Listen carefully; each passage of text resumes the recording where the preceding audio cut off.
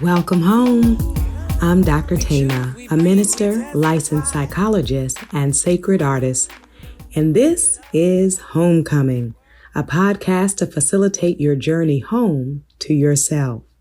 While I will provide weekly inspiration and mental health tips, this podcast is not the same as personalized therapy. I'm so excited you're on the journey.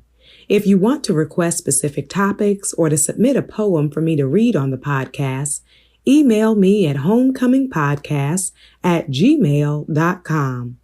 Also, to build our community, don't forget to like, subscribe, and share. Let's begin. Welcome home, Cojourners. I'm glad you're here for another episode of the Homecoming Podcast. And today we're going to talk about coping with change and transition. And there are so many life changes, these pivotal moments where everything can shift or major things can shift, and it has an impact on our mental health and also our journey home to ourselves. There are changes that we choose, and there are changes that choose us. There are changes that are just a part of life.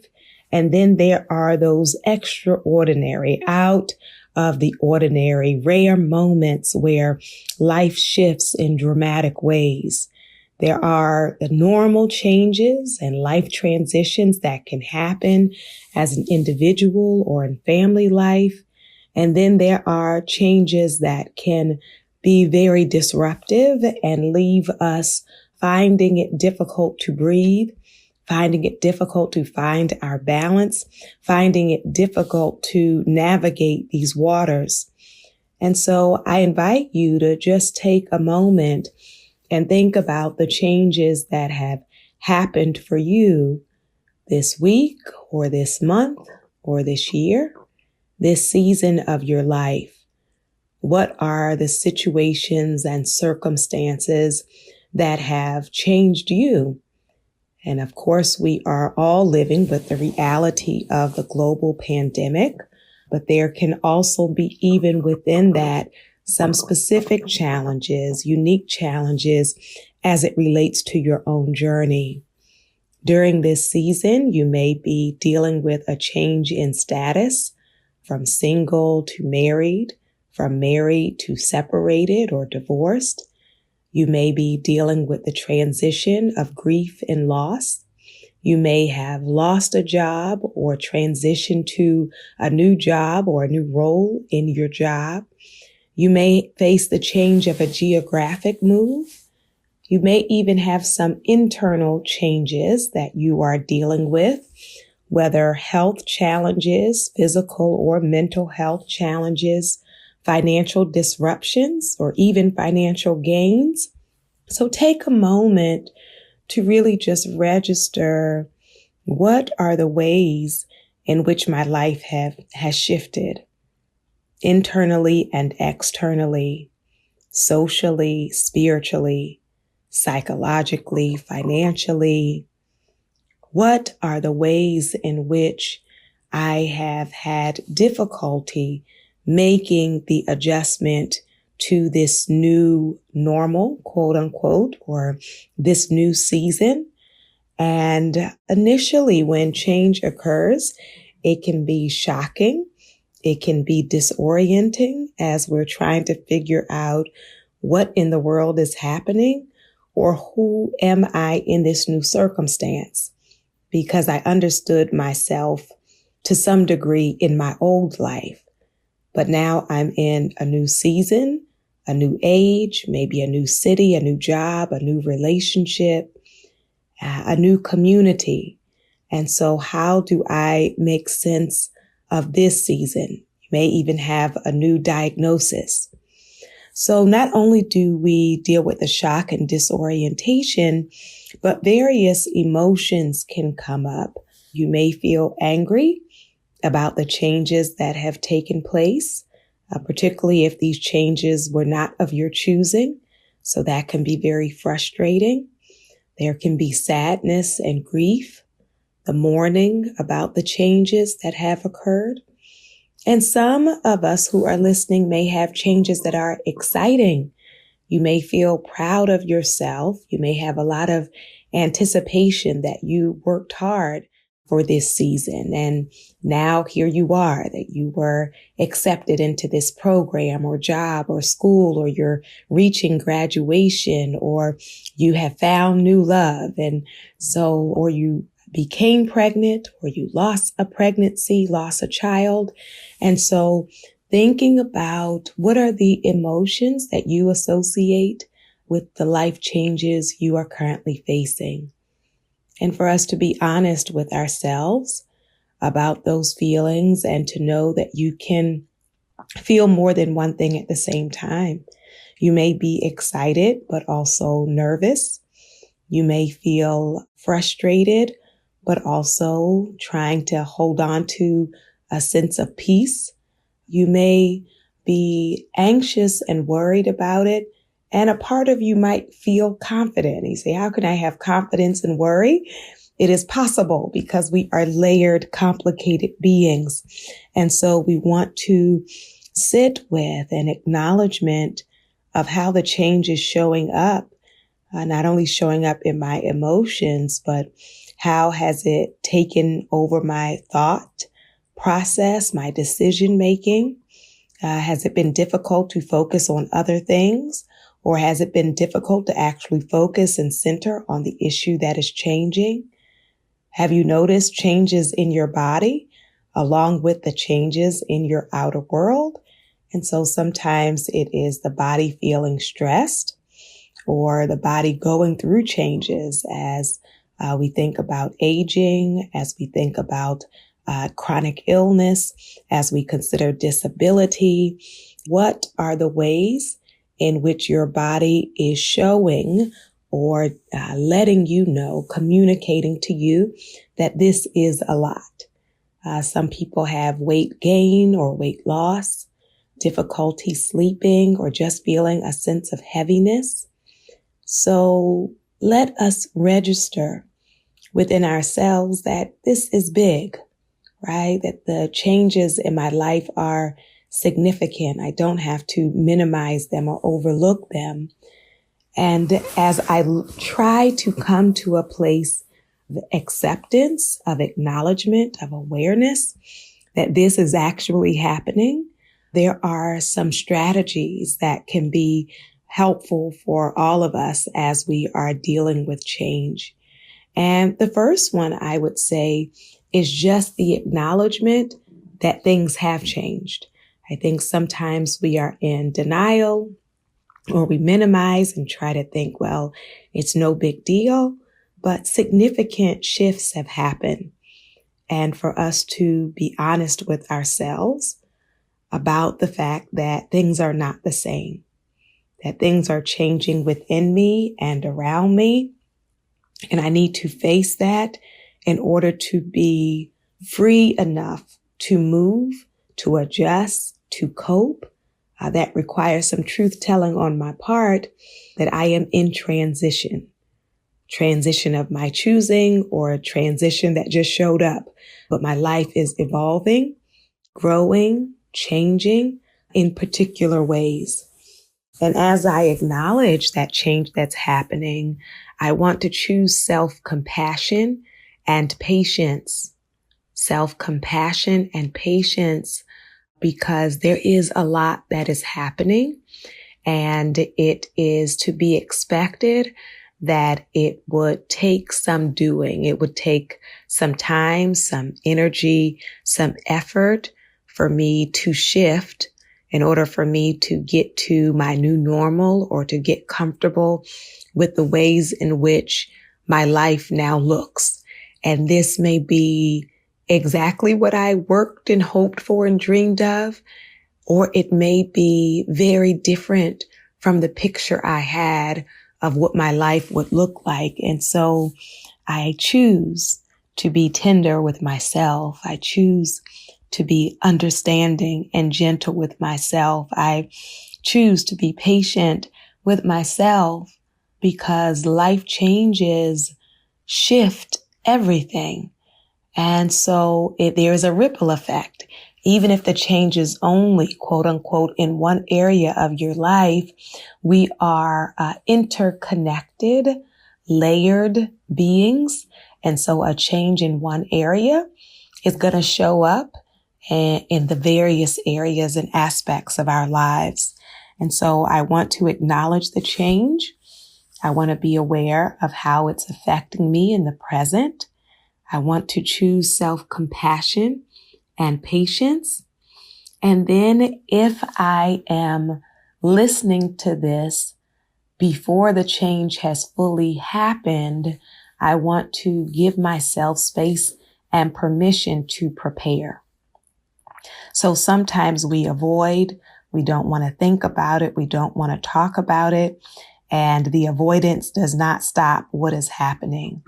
So whether that is a life transition with our own illness or the illness of a loved one, whether that is a relationship coming to an end, whether that is having to move, children who are launching, going out on their own, whatever the changes are, if I can sense at my job that there are a lot of layoffs and I am likely next or it is coming soon in my direction, I want to prepare myself. I want to take note of what I do have control over. There are things that are not in my control, but there are some things that I can choose to do.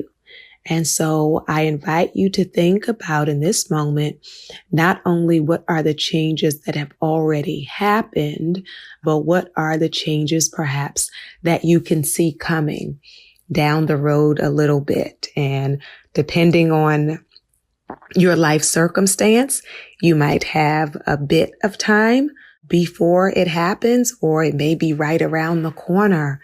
And so a form of self-care is for me based on seeing the truth and acknowledging the truth to prepare myself to accept the truth of the change. And so what do I need to do to ready myself emotionally, financially, socially? Because it's happening, right? It is happening. And it helps our mental health for us to be proactive in terms of our preparation. And then for those who say, well, the change has already happened, right? I can't prepare because it's already here.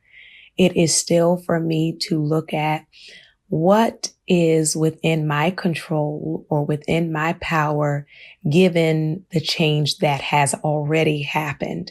So I recognize what are my options, what are my choices, and then I go beyond brainstorming to actually that behavioral activation. All right, I get activated. I take action in order to co-create, in order to shape my life, my new life, given my new reality. While you are dealing with change, it's also important for you to set realistic expectations of yourself and of the circumstance, because sometimes we create stress and frustration, pressure for ourselves when we are expecting ourselves to be superhuman, when this is new and different and we're thinking we need to be perfect, that we need to have it all under control, or that we should be over it by now. We shouldn't have any feelings about it. And so I invite you to remove the shoulds and the judgment and the condemnation, and to say, given how my life has been, it makes sense that change would be difficult for me. Given the way my life has been up until this point, it makes sense that transitions in general may be difficult, and this type of transition in particular may be hard for me on multiple levels. And so let me adjust what I am expecting of myself, what I am expecting of myself emotionally, but also what I am expecting of myself in terms of my actions or performance or behavior, so that I can give myself room to grow into this new season. Adjustment requires growth, and growth is usually not overnight or instant, but it is an ongoing process. And so I let myself grow and I let myself bloom, and I start to see my progress along the way, even if it is not gigantic or dramatic, but I begin to pay attention to what have I learned in this season? What are the new skills I'm applying in this season? What did I discover at this point in the journey? So along with adjusting your expectations, it is also helpful to develop a routine or a schedule, and to make sure that schedule or routine includes nourishing and caring for yourself. When you're dealing with change and major change, it can be easy to neglect yourself. We can sometimes forget to eat, or we can neglect our rest regimen. And so you're up all times of day or night trying to do it all, trying to do too much. And so to say, even though there's a lot for me to take in, and even though this is a big transition, I honor myself in this process by being aware and tuned in of the ways in which I need some level of regularity. I need some level of normalcy, even in the transition. And so I'm going to pause and take time to eat my lunch, right? That even though I have this pile of to-do items that continue to grow, that at this point, I'm going to say, I have done what I could do today. I have done enough for today, and I'm going to turn off the lights and I'm going to bed, right? And so to look at your schedule and look at the ways perhaps you have been neglecting yourself, and to be dedicated in creating a routine so that you're either not caretaking nonstop, working on projects nonstop, overworking yourself nonstop because you're in this financial hole. So you are working yourself to the bone, and it's having an effect on your physical and mental health. And so we want to be tuned in, or sometimes if you are dealing with grief or dealing with a breakup, that you are keeping yourself so busy trying to be distracted from your own pain.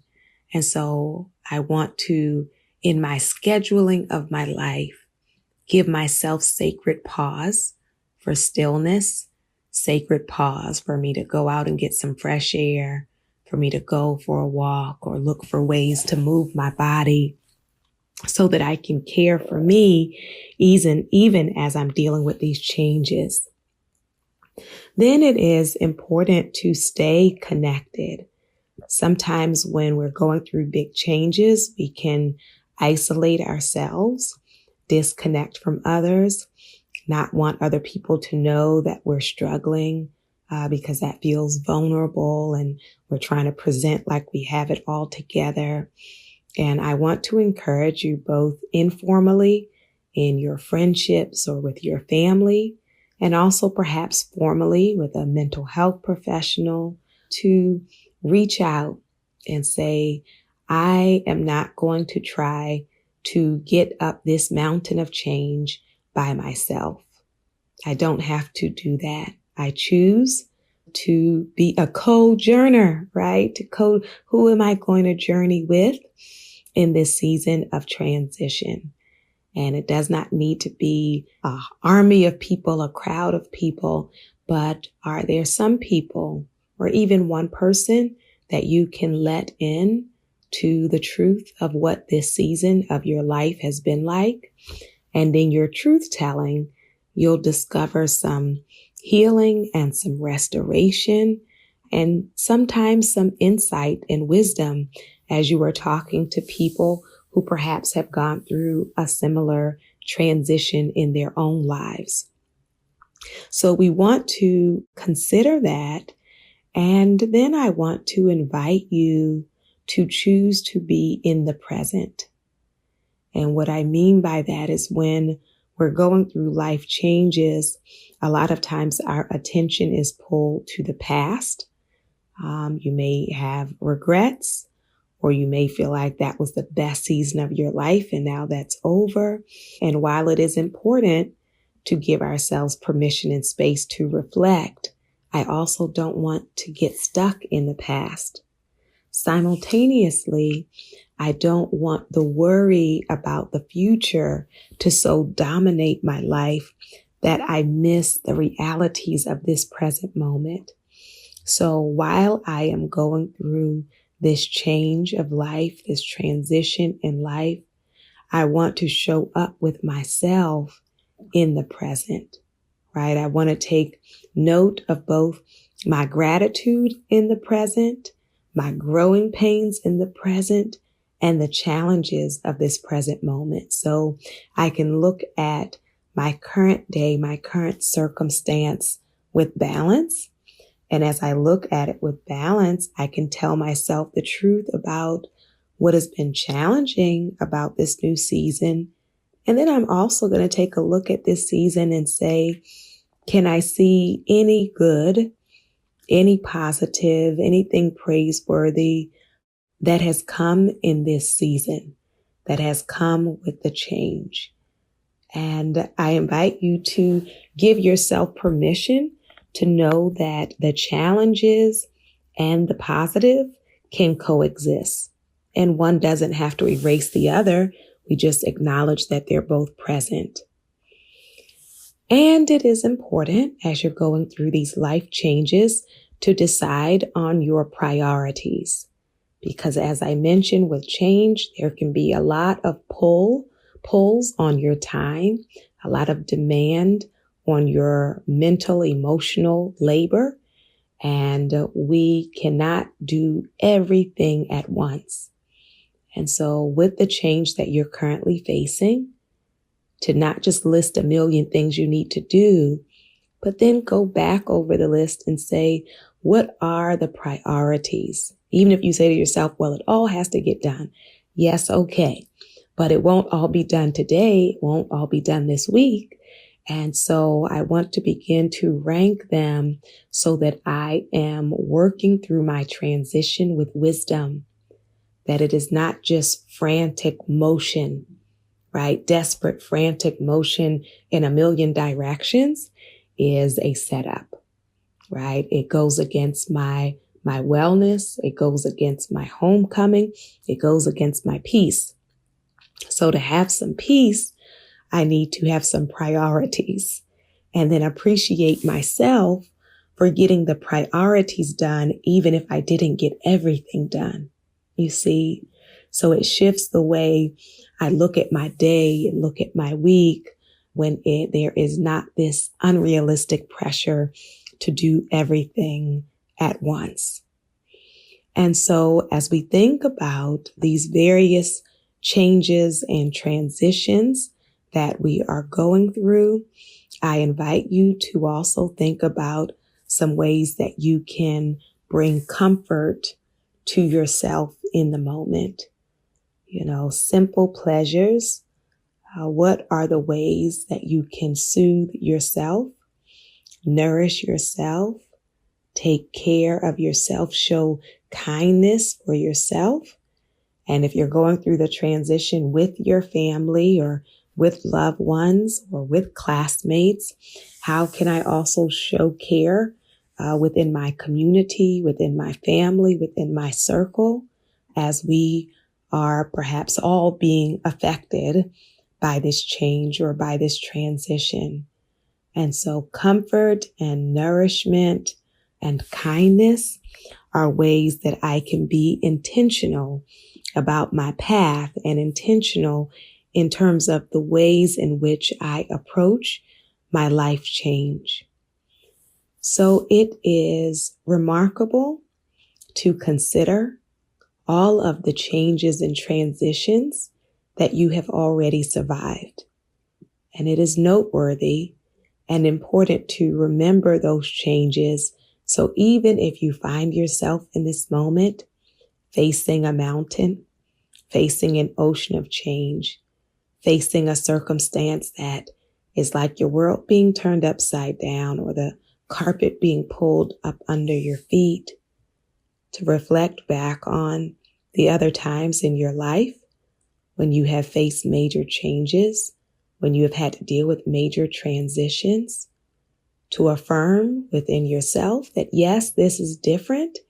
And at the same time, there are some strengths and some skills and some gifts that you possess that helped you to get through those former changes and transitions, that helped you to adjust, that helped you to bounce back.